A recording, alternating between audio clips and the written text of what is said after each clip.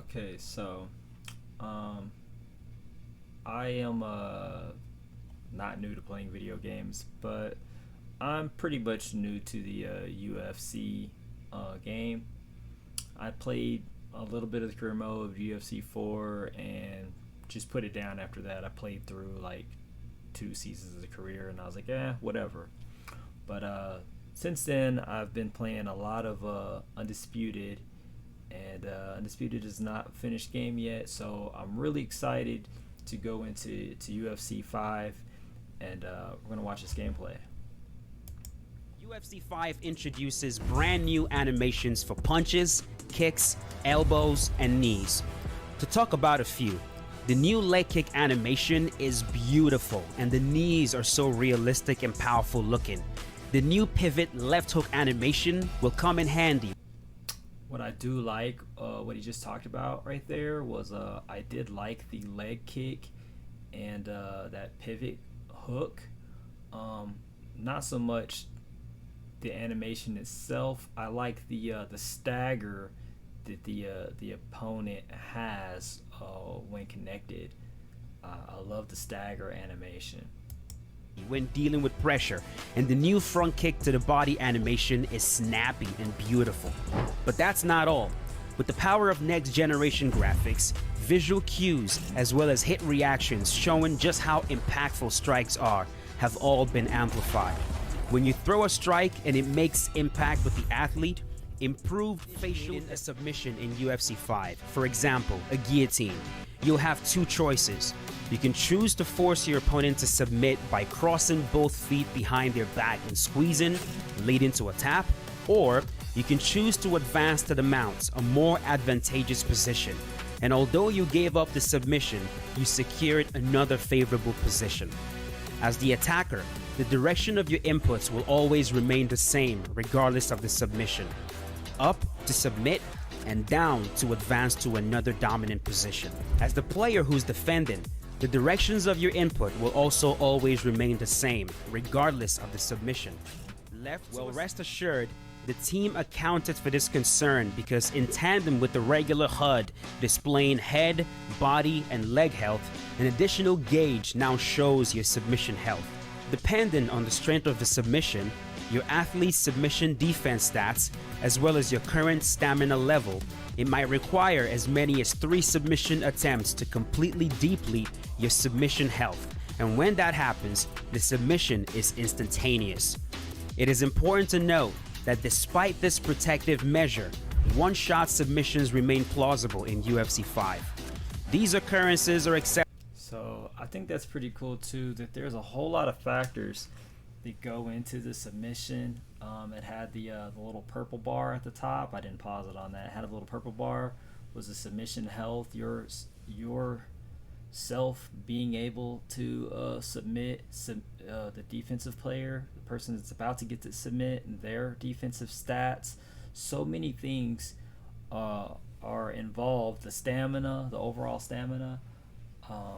So that's very complex, and I appreciate that off the top. Exceptional and typically happens when a player has severely mismanaged your stamina, granting the attacker a substantial stamina advantage. Submissions have also been expanded in UFC 5. If you find yourself in side control and you try to escape to half guard by framing and bridging up, be careful because your opponent could very well counter that with an arm triangle. If you find yourself entangled in a rubber guard and you try to recover the full guard, also be careful because you could find yourself fighting off an armbar. UFC 5 introduces a multitude of contextual submissions that, once mastered, imbue the ground game with a heightened sense of authenticity. Adding to the authenticity of the ground game, the ground and pound system has also been revamped. All new ground and pound animations, from straight punches to hooks, including high impact elbows to the head and body, accurately captures the visceral reality of ground and pound. And unlike past iterations of the game, when you stop... Did you know you can increase your revenue with Snapchat ads? Just ask Manscaped.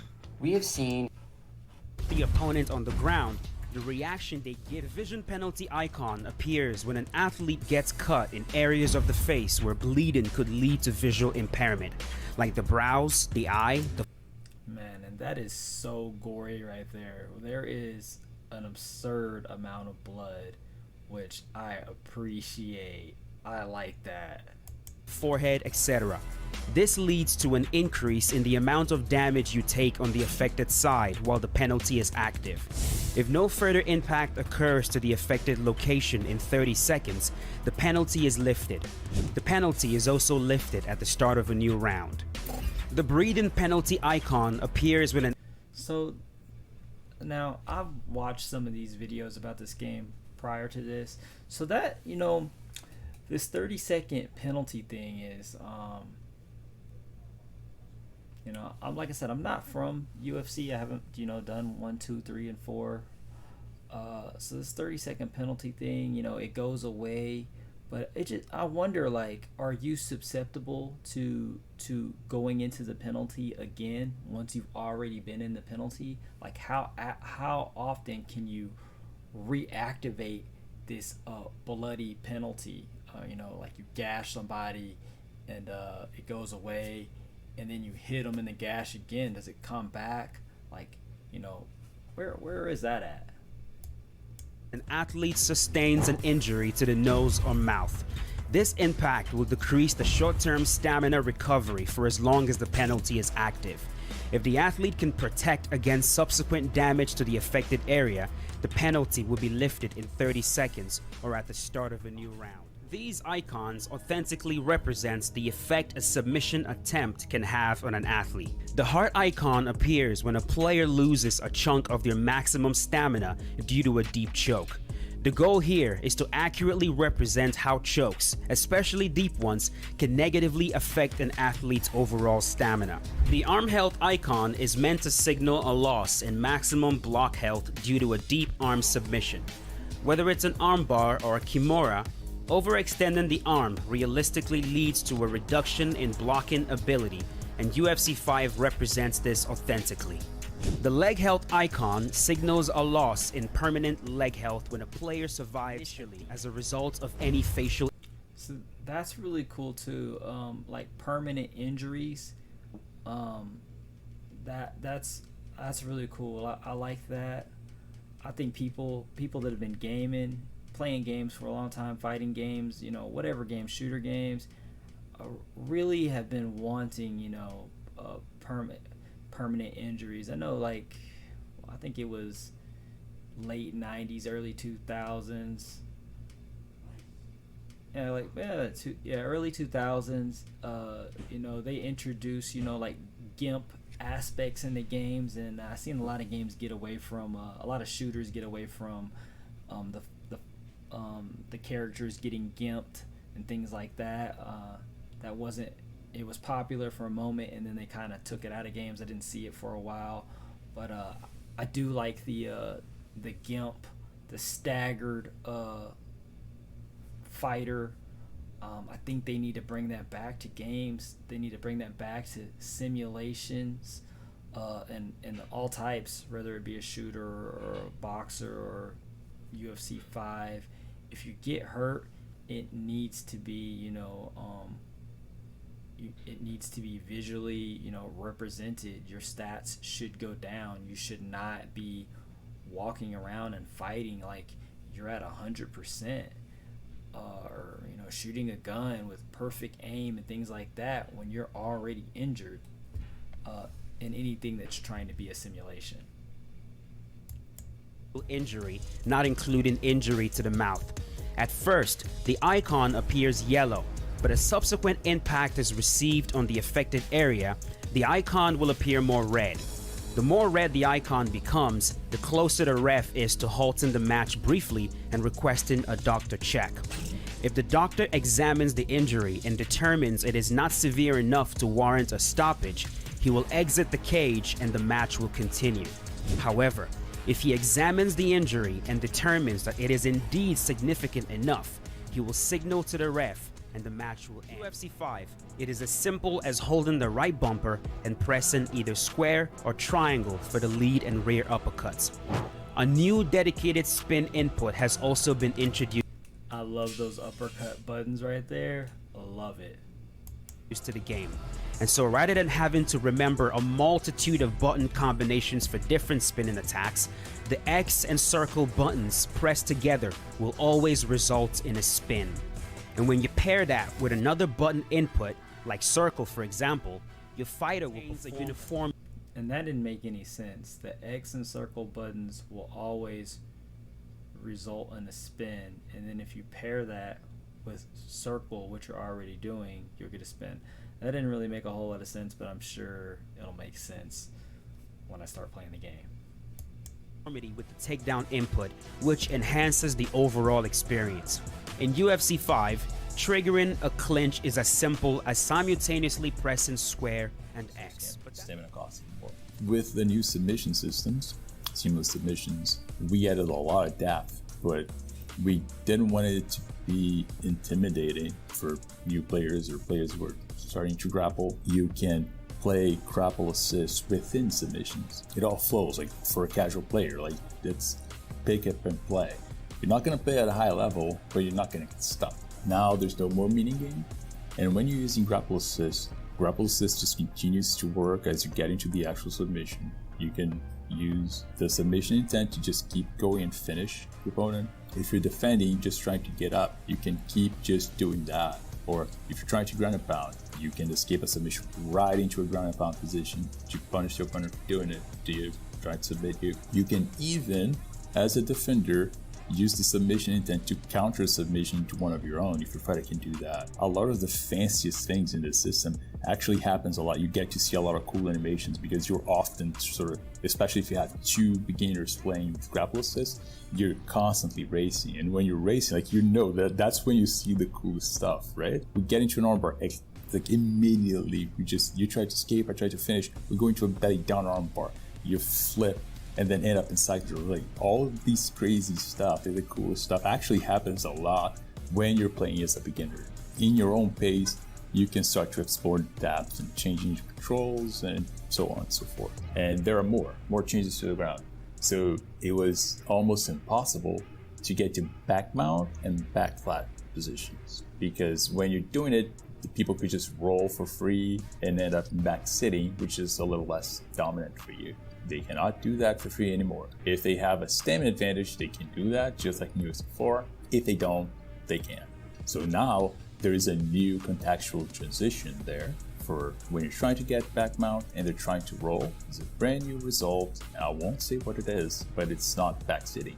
Now it should be much more viable to get to the actual back mount and back flat and use the submissions from there, which are supposed to be very juicy, and they are. With the real impact system, intuitive striking controls, improved defensive tools, and all new submission mechanics, EA Sports UFC 5 offers the most immersive, authentic, and exciting mixed martial arts game. A few things. The main thing is that it is easier to prevent people from clinching you by striking them. This one frustrating thing is that, okay, you're gonna clinch me, I'm just gonna punch out of it.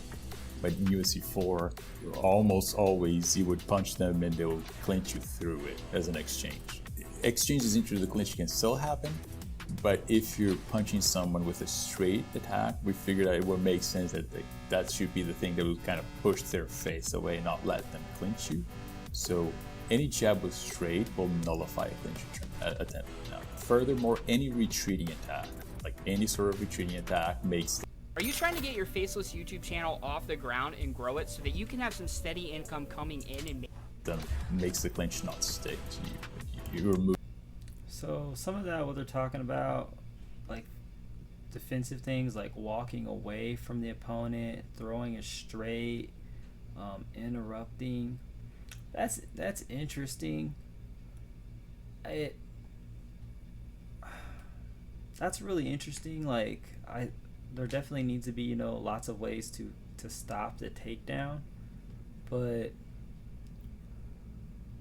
I think that if that's so, backpedaling, being on the back foot, which in Undisputed, a couple of people, myself, I call that being the back foot god. If you're back footing a lot, there should be, you should get quite a bit of bonuses for being the fighter on the front foot, putting yourself in the position to possibly get taken down by walking forward. You're not throwing back straights. You should get more offensive bonuses for doing forward attacks versus defensive attacks and snubbing a forward attack. Moving away, right? So they can't clinch you if you're using a retreat attack. And we made more subtle changes to the flow of when you're striking someone as you're trying to escape the clinch. For specific window, they can't block when they're actually exiting, right? That is still possible, but it is harder to do now, and it is especially harder from the cage single under position.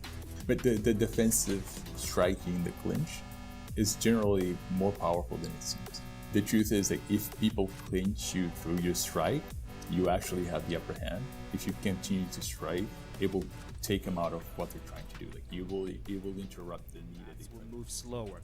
So if your goal is to operate from the outside and be slick and run circles around your opponent, this will be a much more viable strategy in UFC 5. Now, this topic of defense has always been a nagging issue in the EA Sports UFC community, and I really wanted to dive a bit deeper into this just in case I missed something, which is why I sat down with Yves Gomez, an EA Sports UFC developer who, by the way, used to be a game changer. Some of you probably already know who this is. He explained to us a little bit deeper in regards to what we've already talked about, right? With the head movement, the lunges, the locomotion. He goes a little bit deeper and not only explains to us what they did, but also why they did it. What was the logic behind why they made those decisions that they made. So here's Yves talking about these changes. All right, so can you talk about how vulnerability is going to affect head movement in UFC 5?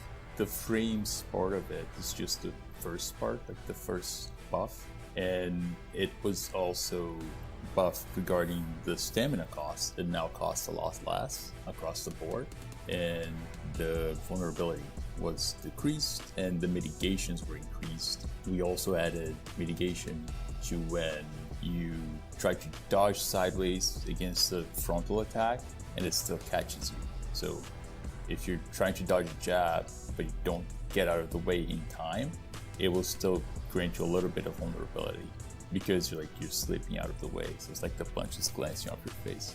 All right, so earlier when you said frames, are you saying that fighters with higher head movement stats will now have access to more evasive properties, which will allow them to evade shots a lot easier than, say, UFC 4? Very slightly. It was buffed across the board by 1 frame. The low end is not as low as before, so a fighter with a bad head movement stat won't be as slow. And as the fighters get tired throughout the fight, they don't get chunks of slowness added to them. Yeah, but overall, the timing of it is slightly faster and varies more granularly. And what about with lunges when it comes to vulnerability? Has that been reduced, increased? Like, what are we going to see in UFC 5 when it comes to that? When you lunge away from a strike, you take less damage. What about when you lunge directly into a strike? Are we still going to have vulnerability with that? Has that been increased? Has that been reduced? That gives you vulnerability, which has been decreased. Yeah, it was a bit much. Yeah, it was like maybe the most common way of getting like a flash KO. You can see it a lot. And in terms of the footwork stat, right? Like showing the changes between the fighters that are faster and fighters that are a bit slow. So yeah, lunging away, you take decreased damage. Lunging into somebody, you take more damage. But I think there should also be some type of bonus for bringing the fight to the opponent. If you got one guy going backwards, both people can't go backwards at the same time. Somebody has to walk forward. Such a big problem in Undisputed. I have not been playing UFC, so I just wonder, I haven't been playing UFC 4 or any of the other UFC, so I just wonder if if I'll feel that same type of like, man, like everybody's a back foot god, because it's just more, it makes more sense to be on the back foot than pursuing. Like there's got to be a benefit to pursue somebody. Or like we're definitely getting a bigger difference between those two fighters in UFC 5, right? Yeah, in comparison to UFC 4, yeah, there's a bigger contrast now. More precisely, that high end stays the same. So someone with maxed out footwork stat will remain just as fast. The changes that someone on the low end. Okay, so that was a little bit from there was a bunch of videos spliced together on UFC 5, and I'm still very, very excited for UFC 5. The ground game stuff is very interesting, very complex, and it's so complex. I wonder if it's gonna make people like really go to it, if that's gonna be like a go-to thing, if it's gonna like gravitate people into the complexity of the ground game, or is it gonna make a lot of people like say, man, I don't want no parts of that, just stay away from it. Like I said, a whole lot of back foot gods, a whole lot of people that's just takedown defense is through the roof because they just don't want to deal with it. So that's interesting. If I see any more videos, I'll be doing more reactions, and I'll be putting out I'm gonna try to get more consistent with putting out a lot more videos, just in general. Thanks for stopping by. Peace.